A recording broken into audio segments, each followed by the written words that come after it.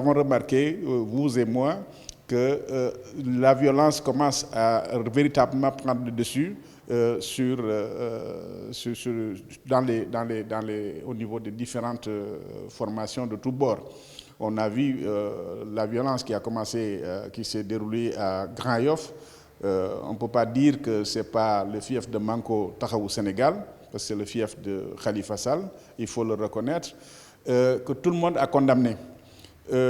Nous avons vu également au niveau de Rufisque ce qui s'est passé, et je pense que c'est extrêmement dangereux, et il faut le condamner avec la plus ferme énergie, de manière nette et sans embâche.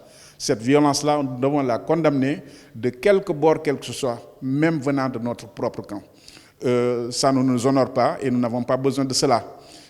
Nous avons suffisamment d'arguments quand on est du côté du président de la République, quand on est membre de la coalition Benno Bokk Yakaar. Je pense que nous avons suffisamment d'arguments pour convaincre nos compatriotes à voter massivement la liste Benno Bokk Yakaar plutôt que d'utiliser, comme on a l'habitude de le dire, la violence qui est l'argument des faibles. On a une implication, un certain degré d'implication dans cette campagne, mais elle aurait dû se dérouler peut-être d'une autre manière.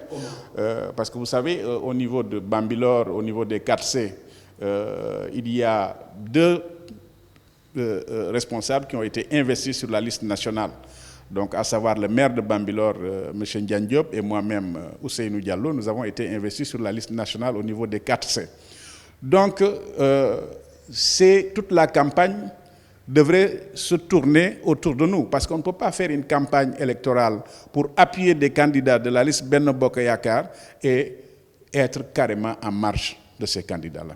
Et malheureusement, c'est ce qui se passe, mais ça n'empêche que nous savons ce que nous voulons, nous savons là où aller, et nous sommes en train de mettre en place nos propres stratégies. Oui, nous n'avons pas de moyens financiers, mais nous avons des moyens humains colossaux.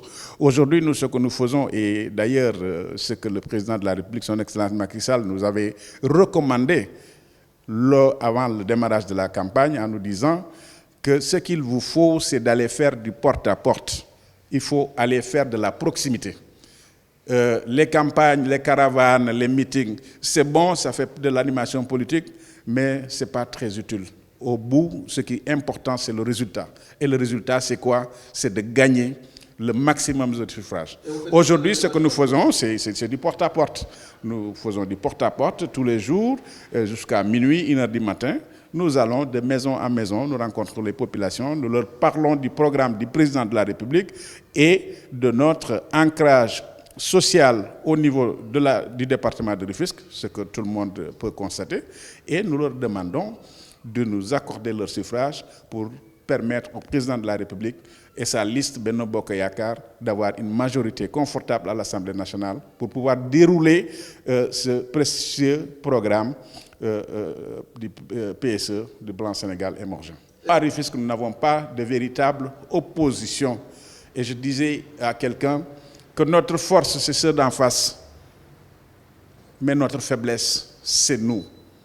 Et cette faiblesse-là, nous devons la corriger. Comment la corriger? C'est d'être ensemble, d'être soudés et de n'avoir qu'un seul objectif. L'objectif, c'est d'offrir au président de la République une majorité à l'Assemblée nationale en vue de lui préparer un second mandat en 2019. Et ça, pour le faire, il faut d'abord nécessairement conquérir le cœur de nos concitoyens. Et ça, c'est par la force de l'argumentaire et non par la force des bras. Ce n'est pas au forceps qu'on va obtenir le suffrage des Sénégalais. Nous avons suffisamment d'arguments. Nous avons le résultat du président de la République à mettre en œuvre. Et aussi, le discours, c'est de demander et d'inciter les gens à retourner vers les valeurs cardinales de la politique. Parce que la politique, ce n'est pas quelque chose de mauvais. Et la politique, il faut retourner aux valeurs originelles de la politique. Et la politique a toujours été là, au service de la cité, pour le bien-être de ses populations.